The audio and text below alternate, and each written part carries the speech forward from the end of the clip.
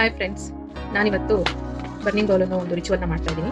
ಒಂದು ಬಿಳಿಯ ಹಾಳೆಯನ್ನು ತೆಗೆದುಕೊಂಡು ಅದರಲ್ಲಿ ನಮಗೆ ಕಾಡುತ್ತಿರುವಂಥ ಯೋಚನೆಗಳಾಗಿರ್ಬೋದು, ಏನಾದರೂ ನೋವುಗಳು, ಹಿಂದೆ ನಡೆದಂಥ ಘಟನೆಗಳು, ನೆನಪುಗಳು, ಯಾವುದು ನಮ್ಮ ಮುಂದಿನ ಅಭಿವೃದ್ಧಿಗೆ ಕಾರಣವಾಗ್ತಿಲ್ವೋ ಅದನ್ನು ನಾವು ಈ ಹಾಳೆಯಲ್ಲಿ ಬರೆದು ಸುಟ್ಟು ಹಾಕುವಂಥ ಒಂದು ರಿಚುವಲ್. ಇದನ್ನ ಮಾಡೋದ್ರಿಂದ ನಾವು ಎಮೋಷನಲ್ ಹಾಗೆ ನಮ್ಮ ಭಾವನೆಗಳಿಗೆ ಏನೇನು ನೋವು ಕೊಡ್ತಾ ಇದೆ ಅದೆಲ್ಲವನ್ನ ನಾವು ಕ್ಲಿಯರ್ ಮಾಡ್ಬೋದು.